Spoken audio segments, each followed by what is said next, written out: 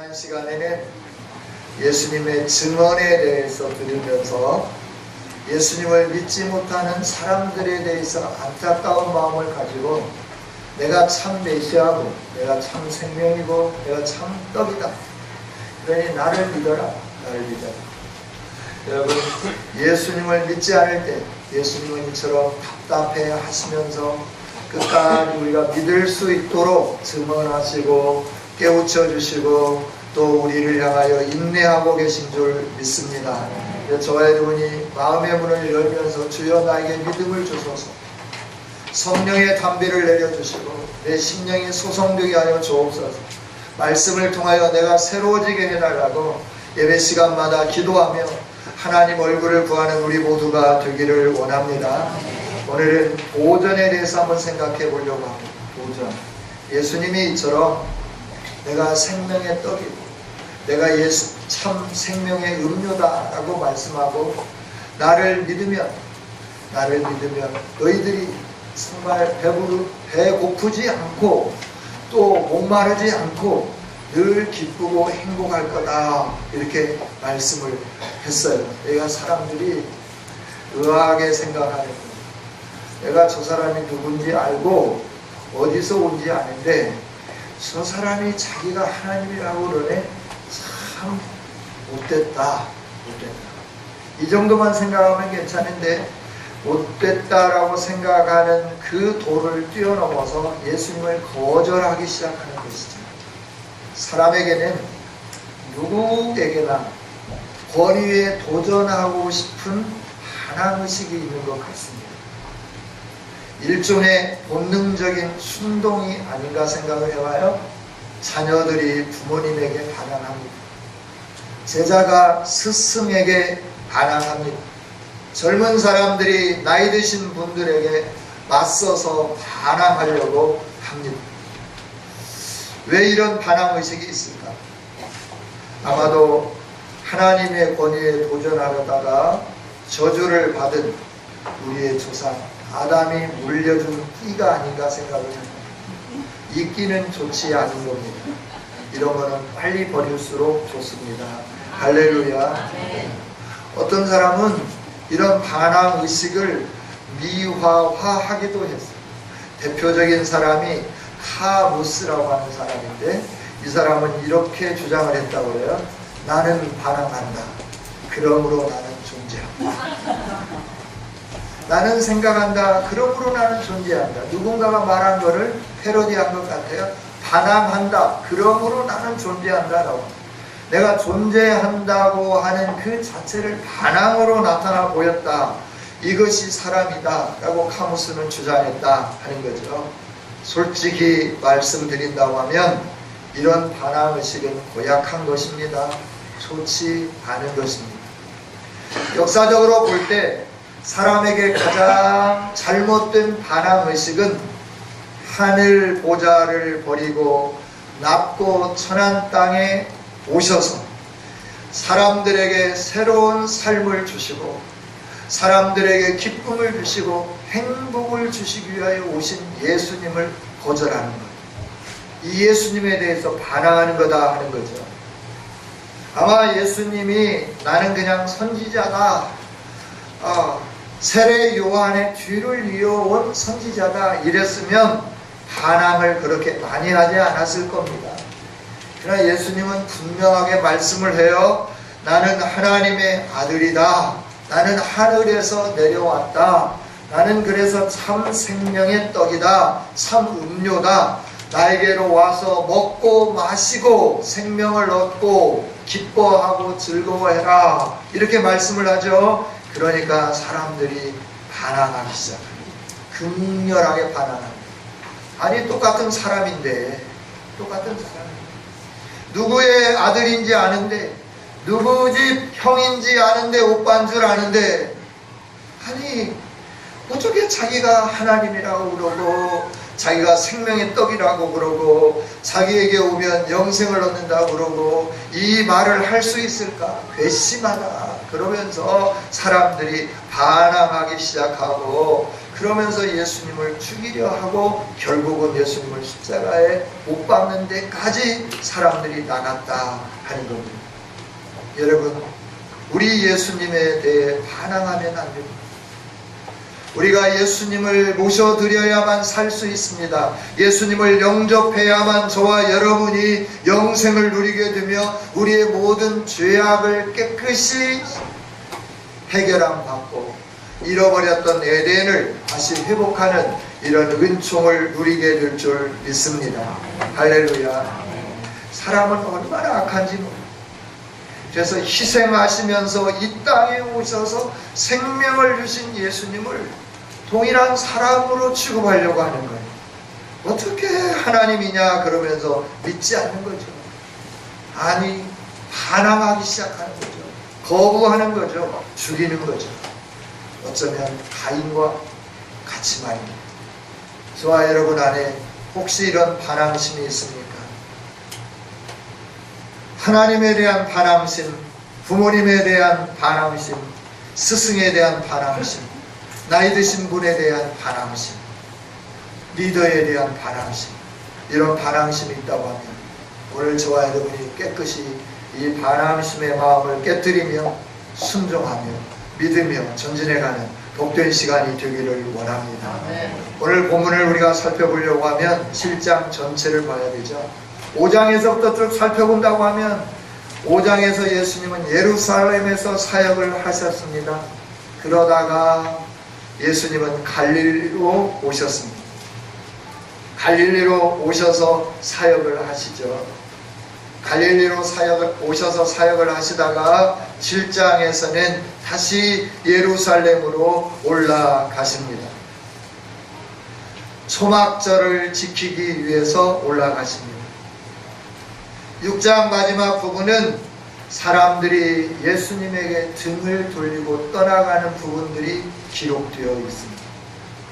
그래서 제자들에게도 예수님이 묻습니다. 12명에게 너희도 나를 떠나리느냐?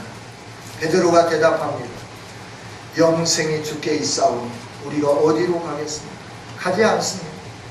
그럴 때 말씀하죠. 하나님이 내게 주지 않은 사람들은 다 떠나가게 될 거예요. 자기 구미에 맞지 않아서 떠나가고, 자기의 비전과 맞지 않아서 떠나가고, 자기가 원하는 것이 이루어지지 않아서 떠나가고, 하나씩 둘씩 다 떠나갈 거다. 그러나 하나님이 주신 사람들은 끝까지 남게 될 거다. 너희가 다는 아니다. 너희 중에 나를 팔 사람도 있다. 마귀의 자식도 있다. 이렇게 말씀을 하죠. 오병이어의 기적을 맛본 그들은 예수님을 왕으로 모시려고 했어요. 그런데 이 계획이 좌절되었습니다. 예수님이 거부하셨습니다. 그러자 이들은 하나씩 예수님을 등지며 떠나가는 겁니다. 예수님의 오병이어의 기적을 보여주신 것은 예수님 자체가 생명의 떡임을 알게 하고 모든 사람들이 예수님을 영접하여서 구원을 얻고 이 영생을 누리게 하기 위해서 오병이어의 기적을 보여주셨습니다. 그런데 사람들은 눈에 보이는 현실의 문제를 예수님이면 해결할 수 있겠다 생각하면서 예수님을 왕으로 모시려고 했죠. 그때 예수님은 아니다.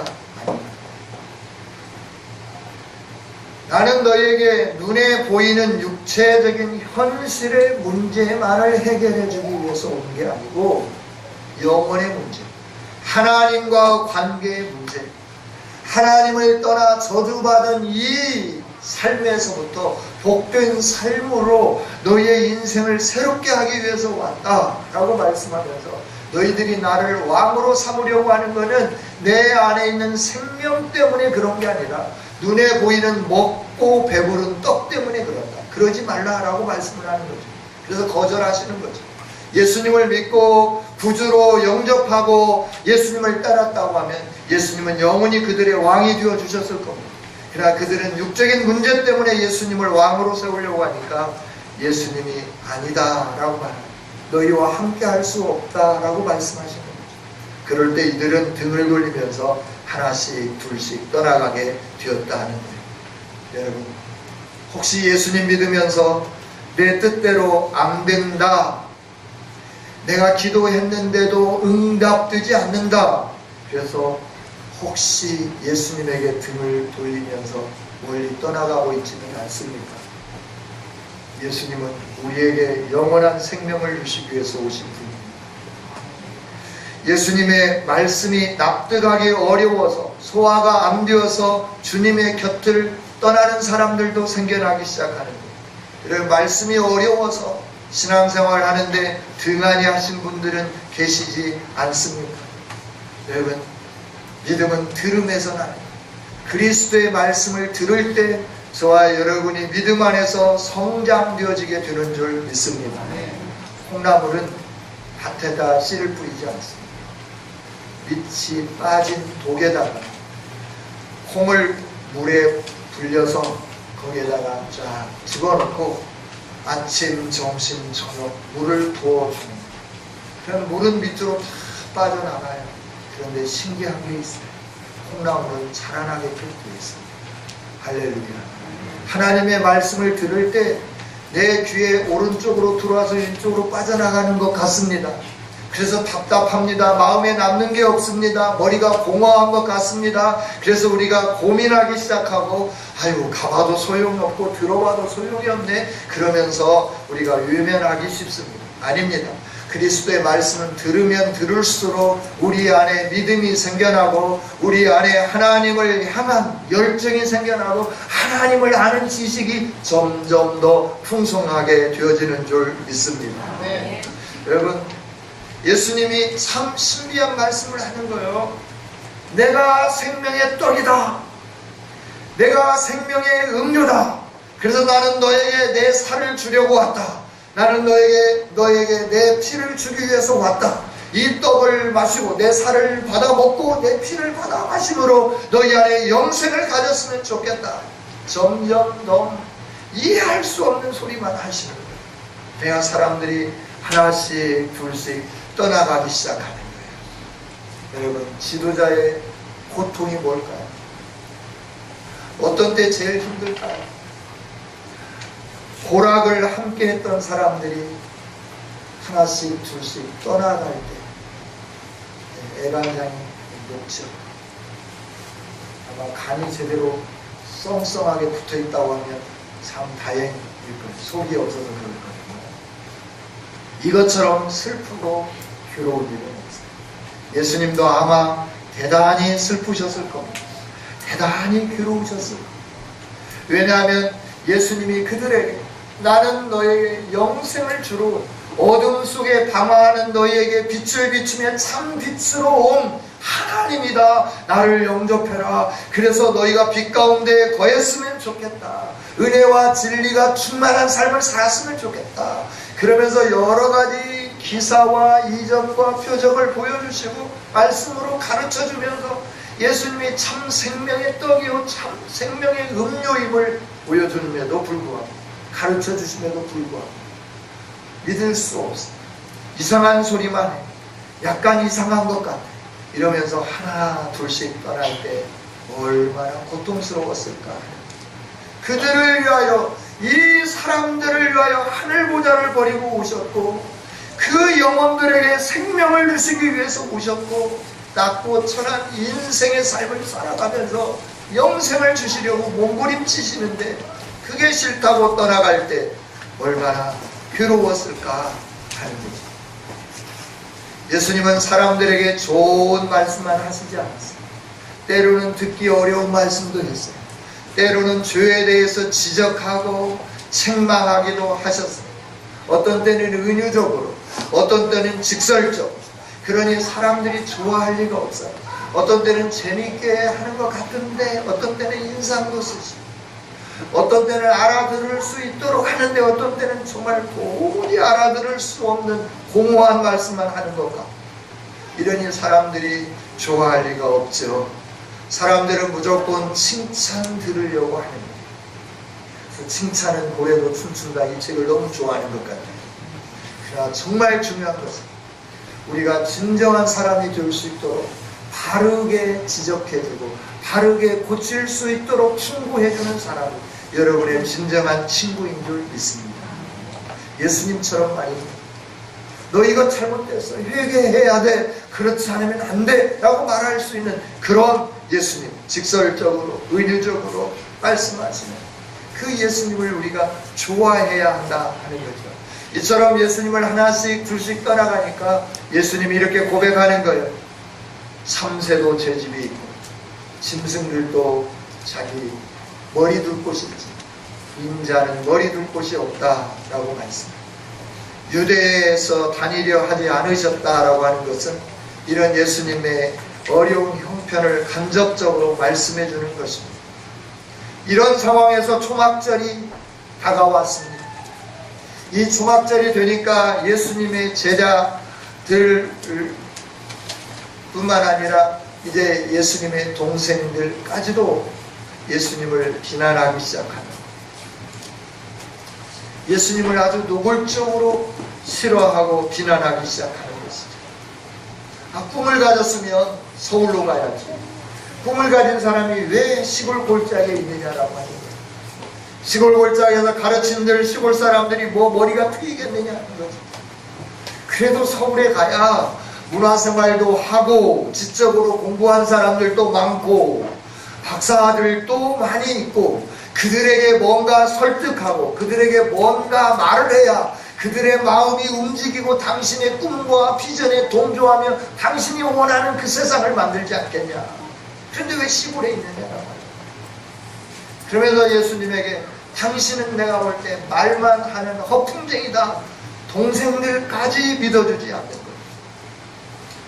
어떻게 보면 그럴 수 있죠.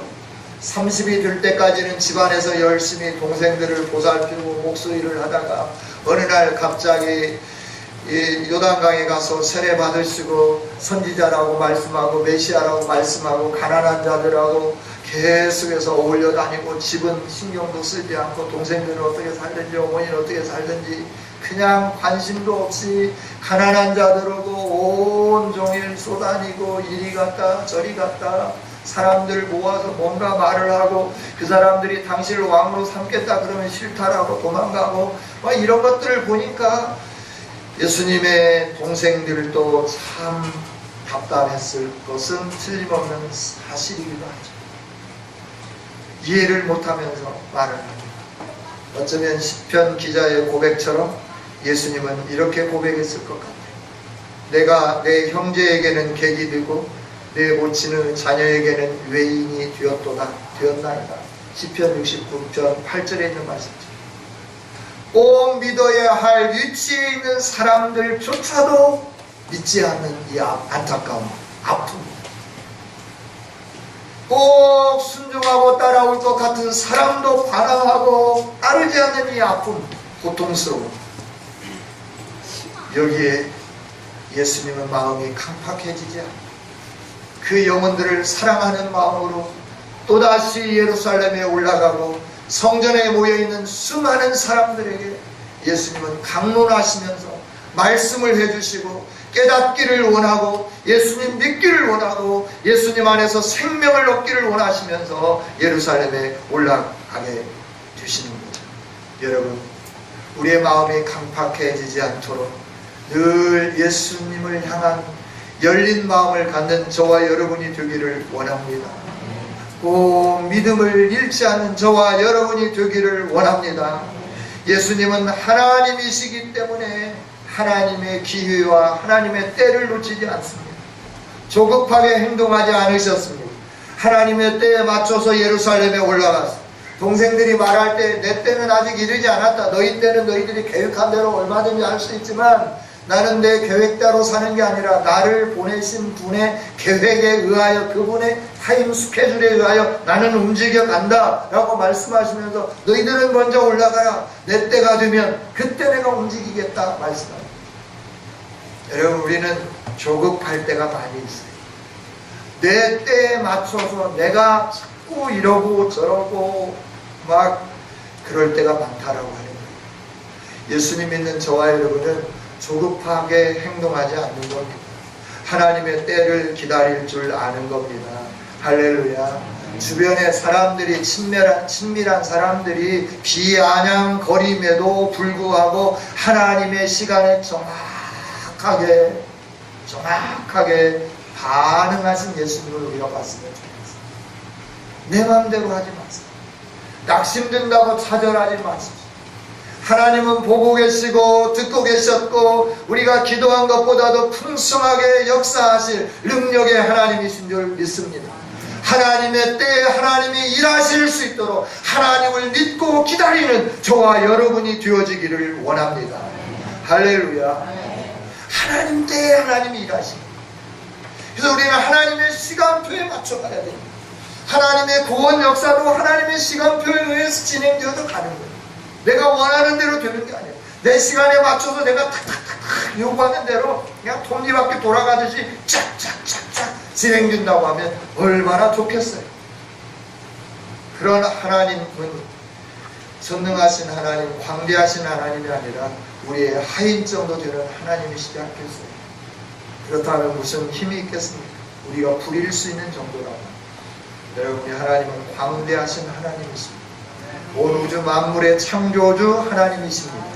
그 하나님은 오늘도 우리를 터치하고 계시고 우리 가운데 역사하고 계시고 하나님의 계획한 시간표 안에 저와 여러분에게 은총과 복을 내려주시는 줄 믿습니다. 참고 기다려야 됩니다. 하나님의 때를 맞출 줄 알아야 됩니다.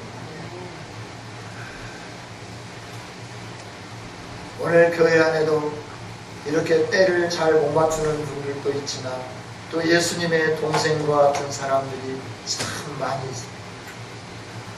목사님의 자녀들이지만 반항하는 사람들이 있어요. 장로님의 자녀들이지만 교회에 담을 쌓고 세상을 즐기는 일을 더 좋아하는 사람들이 있어요. 이런 모습을 보면 참 아프죠. 환경이 좋으니까 믿음이 좋을 거다. 착각입니다. 환경이 좋기에 예수님을 잘 믿을 것이라고 하는 환상을 깨트리기를 원합니다. 따라서 우리는 늘 자녀들의 믿음을 점검하고 또 점검해야 됩니다. 믿음 안에서 살 수 있도록, 하나님 앞에 서 있을 수 있도록, 하나님의 때를 구별할 수 있도록, 하나님 때에 움직일 수 있도록 체크하고 점검하고 기도하고 체크하고 점검하고 기도하고 한 영혼 한 영혼 우리의 자녀들이 믿음으로 서 있을 수 있도록 내 믿음이 자녀들에게 전수되어서 신수성가의 가정이 될 수 있도록 우리는 노심초사하며 하나님 앞에 기도하며 하나님 얼굴을 구하며 자녀들을 믿음으로 세워가야 할 줄 믿습니다. 예수님이 하나님의 때에 좀 늦은 시간이지만 예루살렘에 도착하셨습니다. 그리고 예루살렘에서 말씀을 가르치십니다. 이 모습을 본 사람들이 예수님을 향해서 시비를 걸기 시작합니다. 아니, 너 교사 자격증 있느냐? 라고 묻는다. 아니, 너 의사 자격증 있느냐? 하는 거야. 부담 선생님처럼 춤술에 뛰어나고 뜸술에 뛰어나지만 한의사 자격증이 없다는 이유로 반대하고 거절하고 그 행위를 금지시켰던 것처럼 예수님에 대해서 사람들이 묻는 거예요. 아니, 배우지도 않은 사람이 어떻게 글을 가르쳐? 학력도 없는데. 이 말씀은 당시에는 랍비라고 하는 칭호를 가지고 있어야만 가르칠 수 있었어요. 오늘로 이야기하면 교사 자격증. 교사 자격증이 없는데 가르치는 거예요. 그러니까 그 당시 사람들로서는 굉장히 기분이 나쁜 거예요. 나는 그래도 적어도 가말리엘 문화에서 공부했대. 오늘로 얘기하면 나는 스카이에서 공부했고, 나는 전남에서 제일 가는 학교에서 공부했고, 나는 조선에서 제일 가는 학교에서 공부했고, 나는 호남에서 제일 가고 광주에서 제일 가는 학교에서 공부를 하고 내가 자격증을 땄는데 너는 초등학교도 제대로 안 나오고 구두 닦기 하다가 남의 집에 종살이 하다가 어느 날 갑자기 서서 가르친다고 하니 참 우습구나. 이렇게 예수님에 대해서 태클을 걸기 시작합니다. 너가 납비가 아니잖아.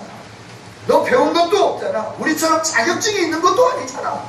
자격증도 없고 배우지도 않았는데 네가 성전에서 가르치다니 이건 어불성설이야. 너는 대단히 납비를 모독하는 거야. 이러면서 예수님을 반대하기 시작합니다.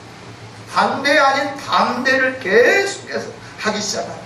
너같이 시골 촌놈이 어떻게 이 수도권에 와서 내노라 하는 쟁쟁한 스승들이 많이 있는데 배움도 없는 것이 어떻게 가르침이냐라고 하는 거야. 너의 가르침을 당장 중지해라 라고 하는 거야. 좋게 표현해서 배우지도 않았는데 어떻게 그를 가르치느냐 라고 표현한 것처럼 여겨지죠. 이 말을 쉽게 뒤집어 말한다고 합니다. 자격증도 없는 너 같은 게 왜 가르치는 거야? 성전에서 당장 나가! 라고 합니다. 여러분, 예수님을 향하여 온 천하의 지식과 지혜와 모든 것에 풍요로우신 하나님이신 예수님에 대하여 인간의 지식 조금 더 배웠다고, 인간이 좀 더 나은 환경에서 공부했다고 그 예수님을 무시하고 예수님을 나가라 하며 예수님을 받아들이지 않고 예수님을 향하여 거부하는 이들의 모습을 좀 상상해 보라라고 하는 거예요. 예수님은 얼마나 답답하시겠어요. 자신은 하늘로부터 내려온 생명의 떡이고 하나님의 지혜로 풍요로우신 분이 하나님의 뜻을 가르치고 하나님의 나라를 알게 하고 하나님 나라를 보게 하고 계시는데도 불구하고 인간이 자기의 지식으로 자기의 생각으로 자기의 가치관으로 그 예수님을 거절하는 이 모습을 바라볼 때 예수님은 얼마나 답답했겠는가라고 하는 거예요. 그래서 예수님이 말씀하죠. 너희들이 내가 어디서 온 줄도 알고 내가 누구인 줄도 아는데 그건 겉으로만 아는 거다. 나의 실질의 본 모습은 하늘로부터 왔고 하나님이 내게 지혜를 가르쳐 주시고 나로 하여금 가르치라 말씀하셔서 그 하나님 내게 순종하면서 내가 가르치고 있는데 뭐가 잘못됐느냐 라고 말씀합니다. 여러분, 우리 예수님은 온전히 하나님의 뜻에 초점을 맞추며 하나님이 원하시는 일들을 행하기를 위하여서 애를 쓰고 몸부림치신 분인 줄 믿습니다. 우리가 하나님의 뜻을 이루기 위해 몸부림치는 성도들이 되기를 원합니다. 출생지가 어떻든 우리의 배경이 어떻든 내 건강 상태가 어떻든 다른 사람과 비교해 볼 때 하늘까지는 못 날았을지라도 땅 위에 서서 걷고 있다 하더라도 호남에서 제일 가는 대학은 못 나왔을지라도 조선에서 최고의 대학은 나오지 못했을지라도 하나님의 뜻을 이루기 위하여 몸부림칠 수 있는 저와 여러분이 되기를 원합니다. 그래서 그러니까 하늘로부터 보냄을 받고 하나님이 가르치라고 해서 가르쳤다 그러니까 이제 출생지를 문제 삼는 거예요. 야, 너 거기 어디서 사냐? 라고 묻는 호남 사람들이 차별을 받듯이 이 당시에도 갈릴리 사람들이 차별을 받고 갈릴리는 가까이 가려고 하지 않는 동네 사마리아 다음으로 소유된 곳이 갈릴리죠. 대강 시리아 또 갈릴리 주변에 있는 가나 이런 혼인잔치 있고 이런 지역이 다 소유된 지역. 사람이 안 가려고. 여러분, 우리 속담에도 있잖아요. 말은 태어나면 망아지는 어디로 보내요? 사람은 태어나면 어디로 보내요? 왜 서울로 가라고 그래요? 잘 되라고, 출세하라고, 볼 것이 많다고. 시골 깡촌에서 뭐 볼 게 있냐고. 그래서 시골 깡촌에 있던 분이 뭔가 좀 하면은 개천에서 용 났어 이런. 어디 개천에서 용이 나? 용이 나려면 큰 호수 방주에서 나는 거지, 큰 강에서 용이 나는 거지. 오락물에서 어떻게 용이 날 수 있어? 막 이러는 거지. 거기는 미꾸라지밖에 안 살아. 거기는 송사리밖에 안 사는 거야. 큰 붕어는 큰 연못에서 사는 거야. 큰 고기는 큰 곳에 있는 거야. 그래서 큰 곳으로 가야 너도 크게 되는 거야. 어항에 자라는 물고기 중에서 많이 크면 5cm가 크는 거야. 이 강이나 호수에서 크면은 50cm에서 1m까지 크는 물고기가 있다. 그래서 사람들은 그걸 본받으면서 너가 사는 지역에서 살면 너는 그 정도밖에 못 사는 거야. 그러니까 넓은 데로 가야 되는 거야. 넓은 데로 가야 되는 거야. 사람들이 자꾸 말하는 거야. 그래서 호남이 싫다고 서울로 가는 거야. 경기가 좋다고 가는 거야. 경기가 좋다고 가다가 경기 때문에 망하게 되는 사람들도 많이 있어요. 경기 따라 가면 안 돼. 호남 따라 호남에서 살아야 돼요. 할렐루야. 아멘.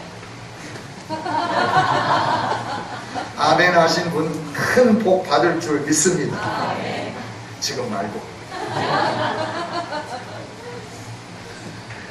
사람들은 자꾸 너 고향이 어디냐고. 그래서 우리가 늘 숨기고 싶은 게 뭐냐면 전라도 사람이라고 하는 거예요. 그래서 가급적이면 전라도 사투리를 안 쓰려고 해요. 경상도 사람들은 서울 와서도 왓데이, 먼데이, 머스데이 뭐 이러면서 다 경상도 말을 써요.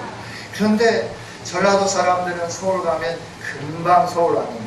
여보시오, 직관이 어디니? 직관이 어디니? 하고 네, 그러는 거예요. 그 사람들은 몰라요. 직관이 어딘지.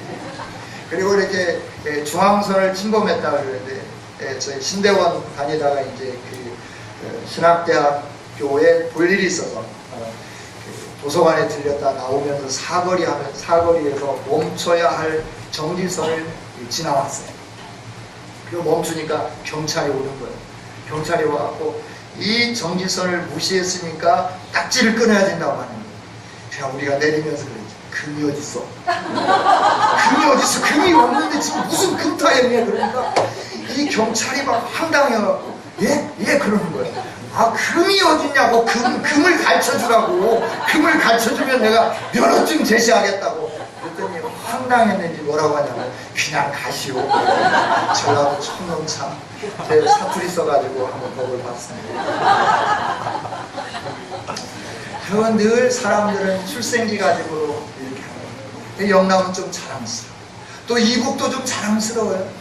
그런데 호남은 좀 자랑스럽지가 않아요. 그래서 감추고 싶은 거예요. 그래서 뭐 어떤 인사는 자기가 저 전라남도 고흥 쪽에서 태어났다고 그러는데 그걸 파간대. 원저까지 다 파간대. 서울로 바꿨대. 이러면 안 돼요. 여러분, 내 고향을 자랑스럽게 여기는 저와 여러분이 되기를 원합니다.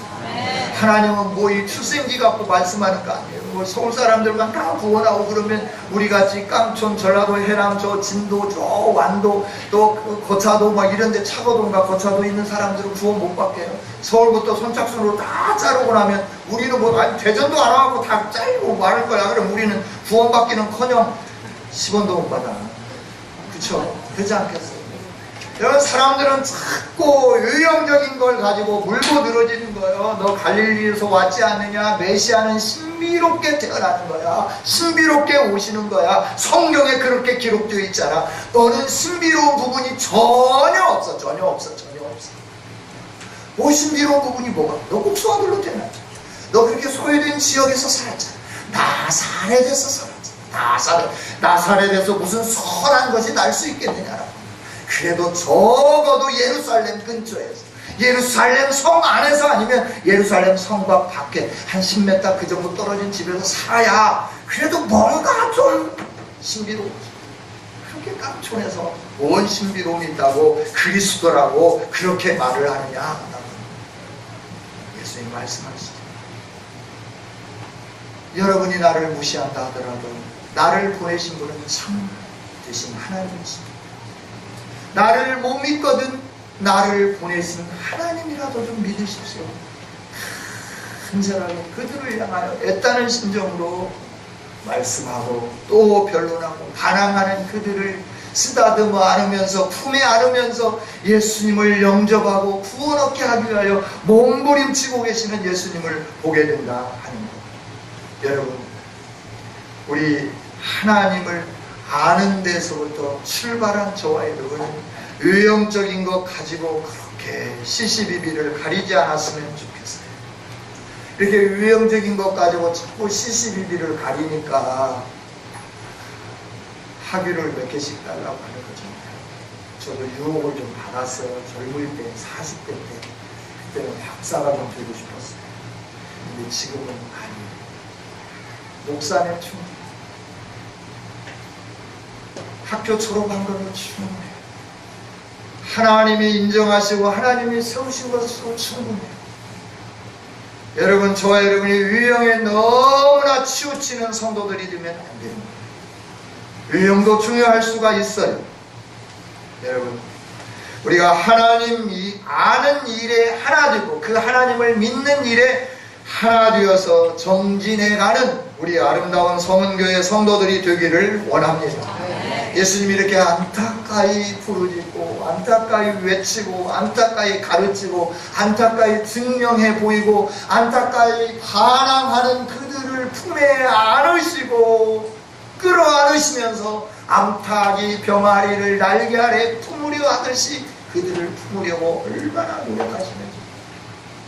그럼에도 불구하고 이들은 거절합니다. 싫어하는, 어둠 가운데 계속 있기를 원합니다. 왜냐하면 빛 가운데 오면 자기의 창피함이 드러납니다. 자기의 지저분한 것들이 드러납니다. 그냥 어둡게 살려고 몸부림치고 있는 거예요. 여러분, 저와 여러분 생명의 빛 되시는 예수님 앞에서 지저분한 것들을 다 주님 앞에 내맡기며 깨끗하게 청소하며 새로운 믿음으로 출발해가는 우리 모든 성도들이 되기를 원합니다. 우리 안에 가인의식이 있으면 안 돼요.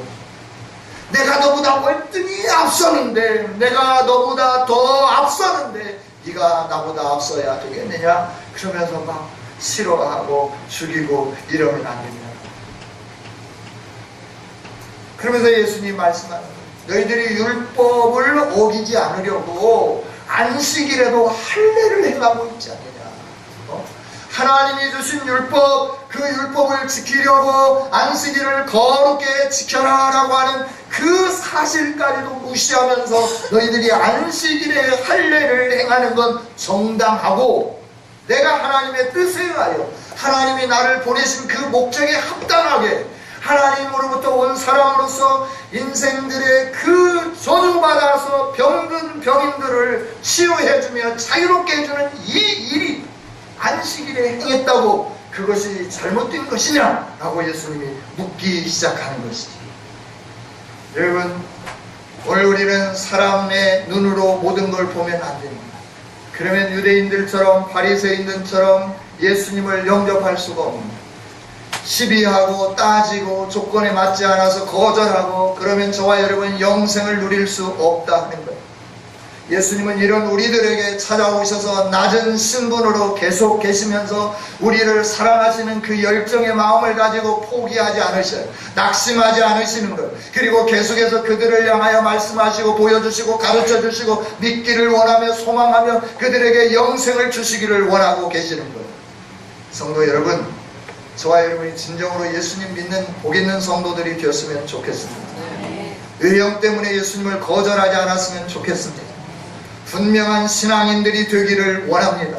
형편 때문에 이 핑계 저 핑계 대면서 신앙생활을 등한히 하는 우리들이 되지 않았으면 좋겠습니다. 일사각오의 신앙으로 예수님 아니면 안 되겠다고 하는 열정을 가지고 믿음으로 살아가는 우리 모두가 되기를 원합니다. 왜냐하면 오직 예수님만이 우리의 구원자이시기 때문에 그렇습니다. 다른 길은 없습니다. 다른 길은 없습니다. 예수님만이 유일한 구원이십니다. 그래서 예수님이 이렇게 반항하는 그들을 향하여 품에 안으시려고 애쓰고 노력하십니다. 귀신 들렸다고 하는 소리까지 듣지만, 학식이 없다고 무식하다고 거부를 당하지만, 촌놈이라고 거부를 당하지만, 그럼에도 불구하고 내가 촌에서 와서 못 믿는다고 하면 나를 보내신 하나님이라도 믿어라. 내가 학식이 없다고 너희들이 그렇게 무시해도 괜찮다. 그러나 나를 보내시며 나에게 가르치라 명하신 하나님의 말씀이라도 순종해라. 외형적으로 바라보지 말고 진정으로 내가 왜 왔는지, 내가 무엇을 위하여 이 일들을 행하고 있는지 바르게 보고 나를 믿고 영생을 얻어라 하는 주님의 마음을 간직한 채 저와 여러분이 믿음으로 전진해가는 아름다움이 있기를 원합니다. 혹시 마음속에 거절하는 분 계십니까? 예수님을 아직도 영접하지 못하신 분 계십니까? 내가 왜 예수님을 믿어야 하는지 알지 못하는 분이 계십니까? 예수님은 하나님이시고 우리의 구원자시고 메시아이시고 우리에게 참 생명의 떡이요 참 생명의 음료이기 때문에 예수님을 믿어야 합니다. 예수님에게 반항하지 말고 순종하면서 우리의 배에서부터 흘러넘치는 생수의 강이 충만해지기를 주님의 이름으로 축복합니다. 하나님 감사합니다. 오늘도 저희들에게 말씀을 주시면서 타락하고 무시하는 사람들까지 껴안으면서 생명을 주시기로 작정하고 몸부림치셨던 예수님을 본받게 하여 주옵소서. 사람들에 의하여 무시당한다 하더라도 예수님을 바르게 소개하는 우리가 되게 하여 주옵소서. 하나님이 보내신 그 뜻을 이루는 우리 모두가 다 되게 하여 주옵소서. 예수님 믿는 것 행복한 겁니다. 예수님 믿는 것 인생의 가장 복된 일입니다. 예수님 믿는 것 내 인생의 가장 좋은 일입니다. 가장 부유한 겁니다. 하나님이 예수님 믿는 일을 등한히 하지 않게 해주시고 우리의 마음의 문을 활짝 열어서 예수님의 제자들처럼 영생의 말씀이 주께 있사온즉 우리가 어디로 가리까? 라고 고백하는 사랑하는 성은교회 모든 성도들, 이 자리에 모여 예배하는 모든 주의 백성들 되게 하여 주옵소서. 예수님 이름으로 기도하옵나이다.